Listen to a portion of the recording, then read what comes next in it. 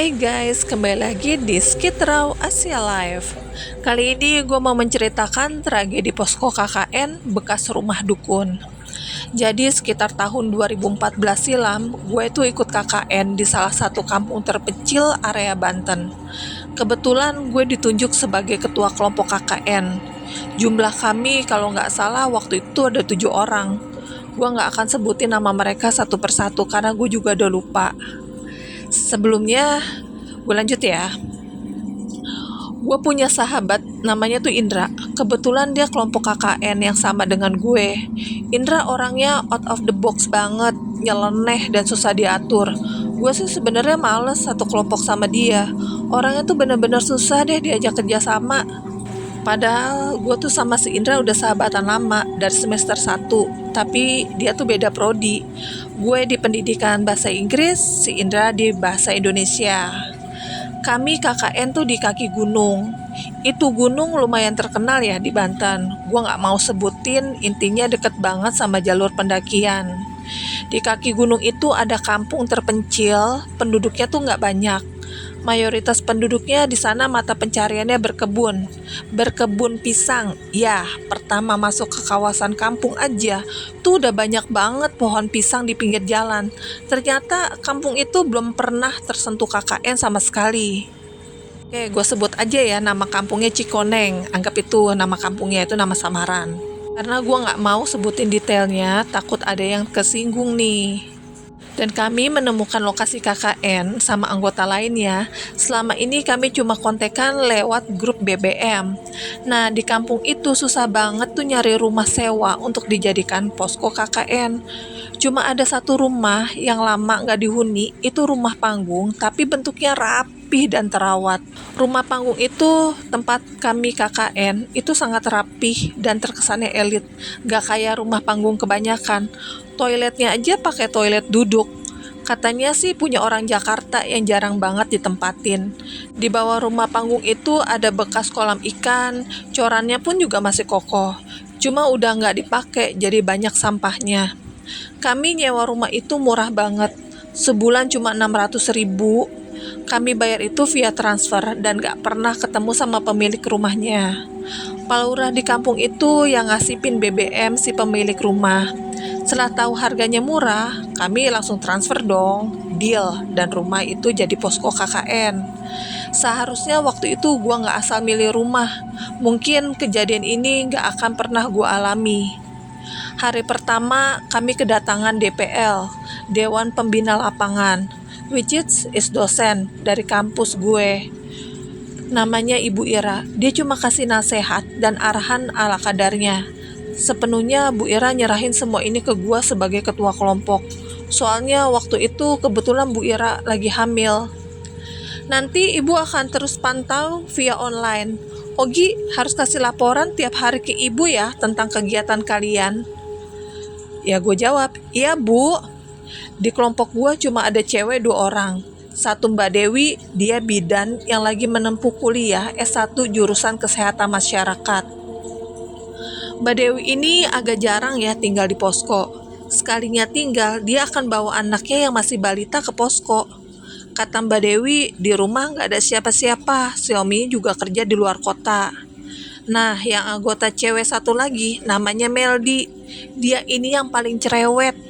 Tapi kalau gak ada Meldi waktu itu, mungkin kelompok gua gak makan. Dia tuh pinter masak. Thanks Mel, dulu udah masakin kita selama sebulan. Malam pertama tinggal di rumah itu, gue mulai ngerasa aura yang janggal. Rumah itu kesan mengerikan walaupun dalamnya rapi. Gue ngadain meeting nih jam 7 malam. Gue bilang ke anggota KKN, guys, jangan macam-macam di rumah ini. Tugas kita cuma KKN. Jaga nama baik kampus. Gue bilang gitu dong. Nah, mereka semua cuma ngangguk. Kecuali tuh si Indra, dia cuma ketawa kecil ngelihat gue sok jadi pemimpin. Emang deh, dia tuh teman brengsek. Malam pun semakin larut. Gue tidur sekitar jam 2 dini hari. Ada yang mainin kuping kanan gue, geli banget. Gue tuh sadar, tapi males melek. Tau gak, mata tuh kayaknya tuh ngantuk banget. Indra, jangan bercanda, gue tuh ngantuk. Gue tuh sambil bentak Indra, sambil merem. Gue pikir itu si Indra, tapi yang mainin kuping gue itu nggak berhenti, kayak ditoel-toel gitu loh. Itu nggak ditoel-toel kan ya. Gue pun bangun dalam posisi duduk. Dra, diem, bentak gue. Tapi gue lihat si Indra sama teman-teman lainnya tidur dalam posisi berlawanan arah. Jadi posisi kaki mereka di kepala gue. Itu malam pertama gue nginep di posko KKN. Besoknya gue gak cerita apa-apa ke mereka. Gue gak mau dong mereka takut. Jam 7 pagi gue sama tim lainnya mendatangi kantor desa. Kami mau mengajukan program KKN, diantaranya yaitu adalah memberantas buta Quran. Soalnya di kampung itu sama sekali nggak ada guru ngaji. Kata masyarakat, ustadz di sana sudah lama meninggal dan tidak ada penerusnya. Kalian yakin mau mengadakan program baca Quran? Tanya Pak Tolib nih. Dia kepala desa yang menaungi kampung terpencil itu. Ya gue jawab dong, iya Pak. Saya sebenarnya sudah menyuruh masyarakat untuk memasukkan anaknya ke pengajian yang ada di kampung tetangga. Tapi mereka tidak mendengarkan saran saya, kata Pak Tolib. Nah, mungkin karena jaraknya jauh, Pak. Nanti biar kami deh yang buka kursus mengaji. Gue bilang gitu dong. Ya sudah, tapi kalau ada apa-apa segera hubungi Bapak ya. Kalian jangan bertingkah macam-macam di kampung itu. Siap, Pak Tolib. Terima kasih atas bantuannya, Pak. Kata gue tuh sambil tersenyum ramah dong. Sorenya gue dan teman-teman mulai sosialisasi ke masyarakat soal pengajian. Mereka tuh kayak gak antusias gitu sama sekali. Gue bingung gimana caranya ya agar orang tua di sana tuh mau menyuruh anaknya buat belajar ngaji. Guys, gue punya ide. Kita patungan aja, setiap anak yang ikut ngaji bakal kita amplopin. Ini nih saran gue ya ke teman-teman. Nah, si Indra tuh protes, patungan lagi. Iya Ndra, kalau nggak gitu mereka tuh nggak akan mau belajar ngaji. Nggak banyak kok amplopnya, 2.000 aja deh per anak. Gue bilang gitu. Terus Mel dijawab, gue setuju Nin. Kayak begini nggak apa-apa deh keluar uang 2.000. Bener kata Ogi, kayaknya cuma uang yang bisa bikin mereka mau ngaji. Timpal Sutardi, dia adalah salah satu anggota KKN. Setelah patungan, gue langsung ambil toa atau pengeras suara dan bilang ke warga, malam ini bakal ada pengajian anak-anak. Yang ikut bakal dapat amplop duit. Gue teriak di tengah kampung. Jam berapa pengajiannya kak? Tanya emak-emak. Jam 7 malam bu. Ampuh, ide gue benar-benar manjur saat itu tau gak? Banyak anak-anak kecil yang antusias datang ke pengajian. Jumlah mereka tuh ya sekitar 10 orang sih. Lumayan lah untuk awal-awal. Nanti gue harap bakal bertambah lagi yang mau ngaji. Pengajian pun dimulai. Gue dan teman-teman mengajari anak kecil di kampung itu soal aksara Arab, pelajaran dasar. Tetapi tiba-tiba aja gue denger bunyi ledakan dari bawah kolong rumah. Duar!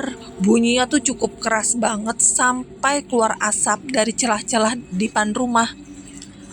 Nak, pulang! Warga berdatangan menjemput anak mereka. Wajah para warga itu ketakutan. Tanya Meldi, ada apa ini? Dra, cek kolong rumah. Gue takut anjir. Si Indra bilang gitu. Kesal dong, segera gue nyalain nih senter HP. Cahaya senter gue arahkan ke kolong rumah. Gue lihat ada sosok lelaki yang terbaring di sana. Wajah lelaki itu tuh hitam, matanya putih. Dia noleh ke gue. Astagfirullahaladzim. Jujur ya, saat itu tuh gue kaget banget. Nah, teman-teman gue pada bilang, ada apa? Gue diem, napas gue ngos-ngosan. Gue cuma bilang, nggak ada apa-apa. Dan si Indra bilang, serius loh? Ya gue jawab lagi dong, iya nggak ada apa-apa. Itu gue lihat ada bekas korek gas, kayaknya meledak tadi. Makanya kalian kalau ngerokok, koreknya jangan dijatuhin ke kolong. Gue cuma bilang gitu. Jujur ya, gue nggak mau teman-teman gue tuh takut bisa-bisa bubar di KKN. Aing geus ngomong kadaria, ulah ngayeken pengajian teu ngadean sih. kata lelaki yang rumahnya berhadapan dengan posko KKN kami. Artinya, saya sudah kasih tahu, jangan ngadain pengajian. Kalian gak denger sih. Begitu kata si bapak dengan wajah yang sangat marah. Kami semua diam, gak ada yang berani ngomong. Si bapak itu pun masuk ke dalam rumahnya sambil membanting pintu. Gimana nih Gi? Tanya si Indra. Udah Indra, jangan mundur, besok kita ngadain pengajian lagi. Kan udah gak ada muridnya Gi, kata si Meldi. Kita aja udah yang ngaji, kita yasin, biar rumah ini hangat. Gue bilang sih gitu ya. Jujur gue sendiri tuh ngerasa ada yang gak beres sih sama di rumah. Siapa tahu ya dengan kita ngaji terus yasinan bisa membuat rumah ini tuh steril dari makhluk goib. Teman-teman gue tuh pada ngangguk-ngangguk semua. Malam pun merangkak naik. Gue jengkel banget tau gak sih malam itu sama si Indra dan teman-teman lainnya. Mereka bukannya pada tidur, malah main gaplek tau gak sih. Guys, jangan gitulah. Kita kan lagi di kampung orang, jaga sikap. Lah, Gi, santai aja kali. Lagian kita juga gak berisik kok. Jawabnya si Indra tuh sambil ngeyel. Ya sudah, gue gak bisa larang mereka. Lagi pula mereka kan udah pada dewasa. Di dalam rumah itu ada 2 kamar. Kami tuh yang cowok-cowok tidur sekamar, sementara Meldi sendirian. Karena Mbak Dewi dari awal KKN belum pernah datang ke posko. Untung aja Mbak Meldi tuh orangnya gak penakut.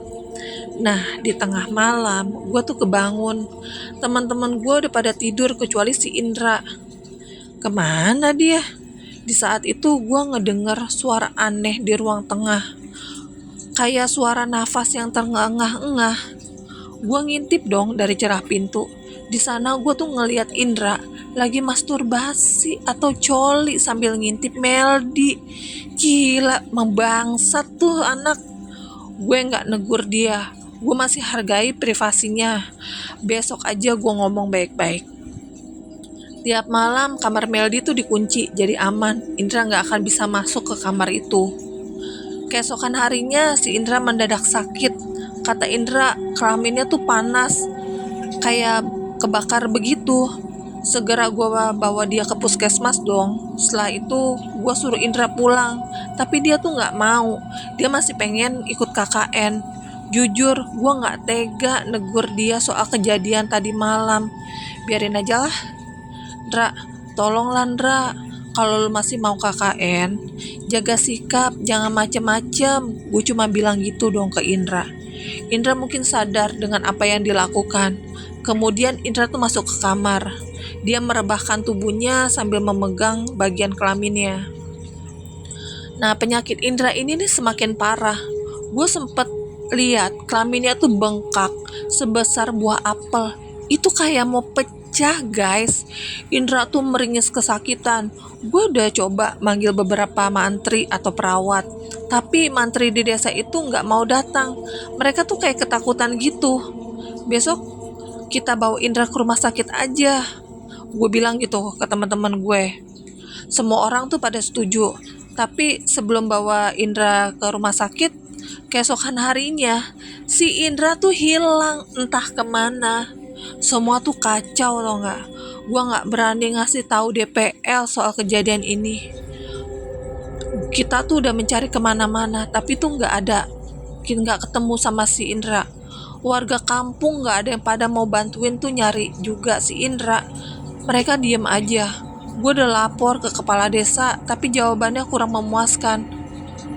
Coba cek ke rumah dia, siapa tahu Indra pulang, kata kepala desanya begitu. Gue udah nelpon adanya si Indra. Si Indra gak ada di rumahnya. Nah, kemana dong dia? Berhari-hari tuh kami mencari Indra.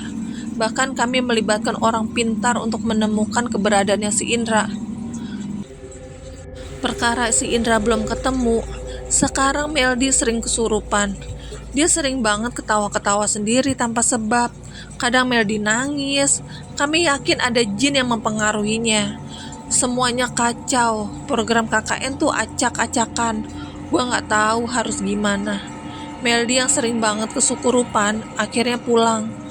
Dia mengundurkan diri dari program KKN ini. Hingga di suatu malam, gua mimpi didatangin segerombolan anak kecil yang masuk ke rumah KKN gue. Anak-anak itu bilang, kami dikubur di kolong rumah ini. Wajah mereka tau gak, pucat banget dan sangat mengerikan. Gua pun sambil teriak, kebangun begitu kan, sangat histeris teriak gue. Malam itu juga gue langsung periksa kolong rumah itu. Gue korek-korek permukaan lantai bekas kolam ikan yang udah rapuh. Di sana gue nemuin kantong-kantong kain warna hitam yang berisi janin kering tau guys. Astagfirullah, gila gimana gue gak kaget dan shock kan. Semakin gue korek, semakin banyak kantong kain itu. Buru-buru gue lari ke rumah kepala desa. Gue gedor-gedor pintu rumahnya. Saat itu jam 1 dini hari. Pak Kepala Desa pun membukakan pintu. Tampaknya dia sangat ngantuk. Pak, tolong jujur. Sebenarnya apa yang terjadi sama rumah itu? Tanya gue dengan nada tinggi. Maksud kamu apa? Tanya kepala desa. Saya nemuin ini, Pak. Gue tuh sambil nunjukin kantong yang berisi janin kering. Wajah Pak Kepala Desa tampak pucat. Ayo masuk nak, ngobrol di dalam saja. Pak Kepala Desa ngajak gue buat masuk ke rumahnya. Gue duduk di kursi. Gue udah gak sabar pengen tahu penjelasan di Kepala Desa. Sebaiknya KKN kalian dihentikan, kata si Kepala Desa kan. Nah gue bilang, kenapa Pak? Kepala desa itu bilang lagi, takutnya nanti ada korban lagi nak.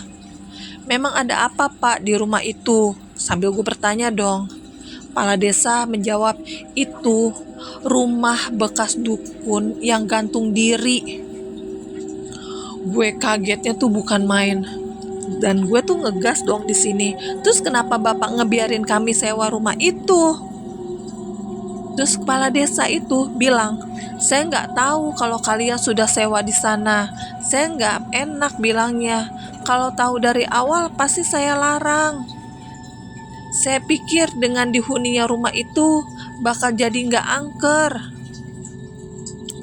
Lebih angker Pak, tapi membahayakan, gue bilang. Kepala desa ini bilang lagi, dukun itu awalnya menuntut ilmu hitam. Dia sengaja menghamili para pelacur, lalu dia aborsi para pelacur itu dan diambil janinnya. Warga tidak pernah tahu kalau janin itu ternyata dikubur di kolong rumahnya. Dia gantung diri sehari sebelum penjemputan polisi. Ya gila sumpah, gue sampai bergidik tau gak sih, ngeri mendengar penjelasan Pak Kepala Desa. Terus gue bilang lagi, terus gimana teman-teman saya, si Indra Pak? Nah Ogi, jangan khawatir. Urusan Indra biar saya yang cari. Saya akan libatkan para polisi juga, kata kepala desa. Gua saat itu, gua takut campur aduk dan gua tuh diam sejenak. Yang penting sekarang bubarkan dulu KKN kalian. Pulang saja.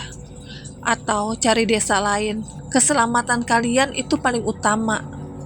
Gua pun di situ cuma ngangguk-ngangguk doang. Besok kami akan berkemas Pak. Gue cuma bilang gitu kan. Kami pun bubar. KKN dilanjutkan ke kelompok lain. Kami gabung dengan mereka. Dan beberapa hari kemudian Indra ditemukan dalam keadaan linglung. Kok kata Ustadz, Indra itu diculik oleh makhluk gaib. Untung aja Ustadz itu berhasil menarik kembali Indra dari alam gaib. Meldi juga udah sembuh. Dia diruqyah, jinnya keluar semua. Gua sadar, gak sembarangan rumah bisa dijadikan posko KKN. Sebab kita sebagai mahasiswa gak pernah tahu apa yang pernah terjadi di rumah itu. Maka hati-hatilah, karena mereka makhluk halus ada di sekitar kita.